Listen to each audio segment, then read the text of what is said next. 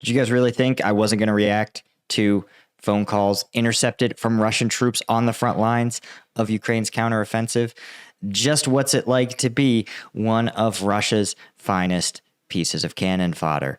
Sounds desperate. We're going to be taking a look. And of course, it's from our bow, insight from Ukraine and Russia. I'm just going to try to put myself right below his head here. I feel like every time I see him, he's in a different space. But nonetheless, I also want to acknowledge that if you're into his content, man, definitely subscribe, become a member. I link to his content in the description. You should absolutely support this guy. It's a tough time to be a Ukraine content creator. But, you know, I'm out here trying to bring you guys this content every day, as is he, giving us the insights that we can't get anywhere else. So support him. All right, let's get into it. Let me present to you new intercepted phone calls from the front in Ukraine. The first one is fresh, so without further ado. By the way, guys, so if he says it's fresh, it looks like this is from June 19th. This is from today. So 2 days ago for you. So this is probably within 24 hours old. Let's see. Let's just listen to it. Гранаты, патроны, пулемет заканчивается, сейчас заканчивается. Почему? Так что стреляют по пьяному. Русские выходят, начинают хохлов кошмарить. Они потом... So this is something that we've heard frequently throughout this conflict. And without knowing exactly where he is, it's really tough to say what this is indicative of, because we've known for a while that Russia has tried pretty hard to discipline its use of munitions. Famously, the head of the Wagner Group, Prigozhin, complained that he was not being allocated sufficient indirect fire artillery rounds.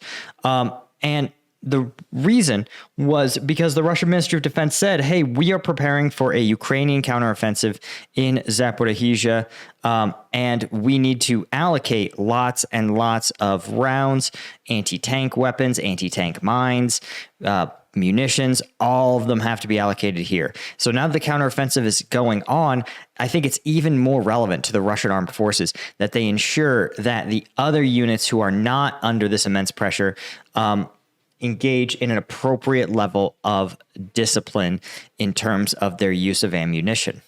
Они ответку с наметами. У меня сейчас мысль, сейчас у меня 2 ракеты есть. Они стоят, каждая ракета по $500 000. Вот я сейчас хочу... Ты с ума сошел? Тебе дадут? А? Да мне вообще... Дадут? Да нет. Прикинь, пацаны в отпуск собирались, все, сидели в Урале, снаряд подлетел. So this is interesting. He says, I want to use my rounds and to hit the Ukrainians. And this, I actually have sympathy for these commanders, right? If you have a very limited allocation of rounds, you don't want to just burn them. Just 2 rounds won't achieve necessarily larger battlefield effects, not fired individually. But imagine if you have your enemy, they are attacking, or you are assigned to a counterattack after they've pushed into new territory. You're going to want to use those rounds together with everyone to create a wall of steel, right? The wall of steel effect of dozens or hundreds of rounds going at the enemy can simply produce much more devastating effects than just a drip, right? It's just like, even if a flood's worth of water drips out of a pipe, it will never achieve the same effects as if all that water comes flooding through at once. It's not just psychologically, but in terms of your ability to get to cover, right? It's easy to protect yourself from 2 rounds coming from one direction. It's much harder to protect yourself against 2,000 rounds coming from every direction.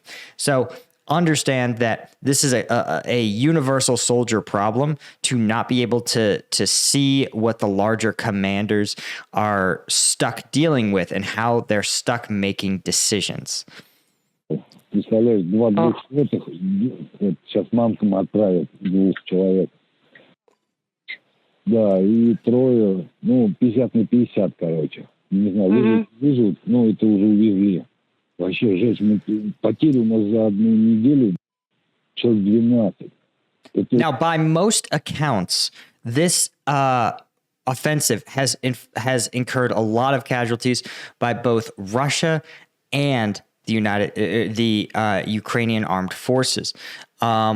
And as a general rule, the attacker usually incurs much more casualties.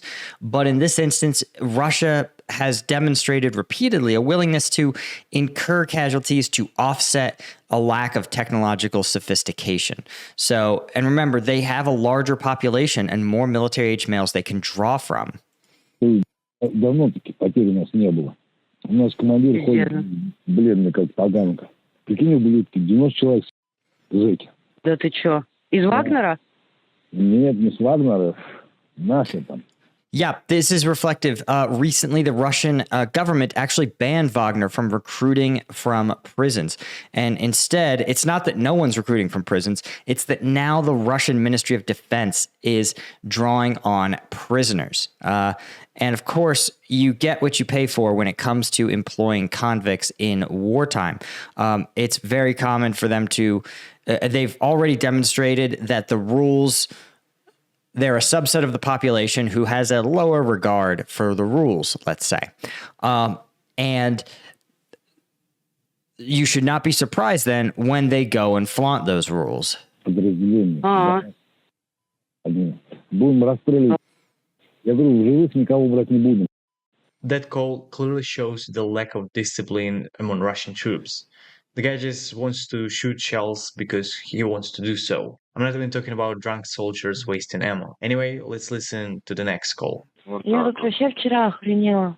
As the Ukraine-Russia war drags on, we're going to see more and more Russian hackers find ways to monetize their nefarious skills. And unfortunately, unsuspecting internet users like you and I are their prime targets. Our browsers contain tons of personal data. They stay logged into our emails, our YouTube accounts, even financial stuff like PayPal is oftentimes just a click away. If someone could get access to our browser, it could be disastrous. That's why I wanted to talk about today's sponsor, Guardio. Guardio is a browser extension that acts as your first line of defense, detecting and blocking threats before they reach your browser. Guardio not only relies on standard blacklists, but they've developed in-house custom technology to detect phishing and other harmful sites. Guardio instantly blocks known tech support scams, crypto scams, shopping scams, and more. Guardio also automatically detects malicious extensions, malware that can masquerade as legitimate browser extensions, or even be installed surreptitiously on your browser. Guardio scans your device, removes them,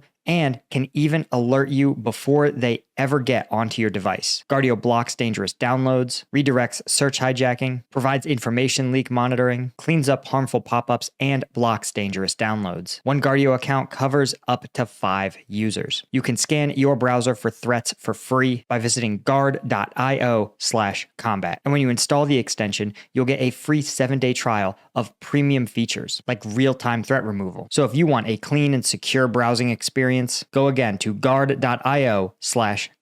Link is in the description, and you can check out their affordable premium plan for full protection. Смотрю, лежит какая-то штука в почтовом. Ну, вот она, короче, написано, то, что вместе победим, вот, тополя. Я такая открываю, там, приглашаю вас устроиться в ЧВК. You gotta love it, man. This is, now obviously, Wagner Group, they have their own sort of, what's the word I want? Problem, we'll say, with recruitment, certainly being banned from drawing their number one source of material and bodies, the prison. But you also have the fact that generally the Russian Ministry of Defense is also shilling pretty hard trying to get recruits. So they're literally in direct competition with each other, not unlike the Army and Marine Corps, for example. But it's also just a classic trope that sometimes when the military gets desperate, they'll reach out to just about anybody whose number they have, including it's not uncommon for them to accidentally text veterans who have completed their service and are like, hey, you can't recruit me. I know that there's many great options for me to serve my country in the U.S. Army. I know because I served my country in the U.S. Army already. Я такая, ни хрена себе. И это в каждом почтовом ящике. И что там обещают? Лучшая подготовка с высококвалифицированными инструкторами, страхование здоровья жизни Гарантия всех выплат. У нас современная спецодежда, лучшее снаряжение и вооружение. Modern uniform, the best equipment and weapons, the best available. Listen, even I was in the army in Afghanistan, dude. We didn't get the best equipment. We got the best available, right? And we saw the special forces guys. We knew there was better stuff. The army just wasn't going to pay for it.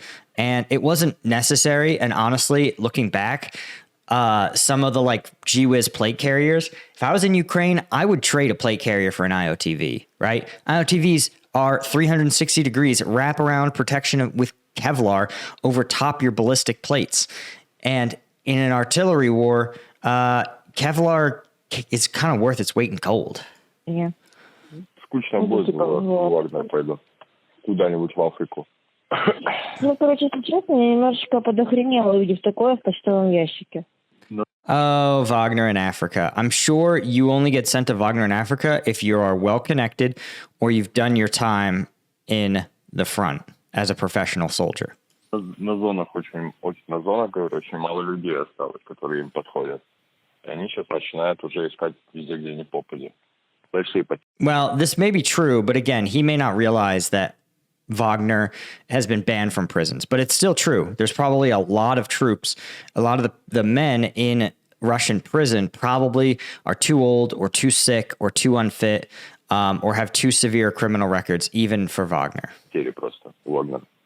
Знакомый, который сейчас в Вагнере, сказал, что он, блядь, на машине катается, он больше 15 рейсов делает в день полностью. КамАЗ забит. A KamAZ is a truck.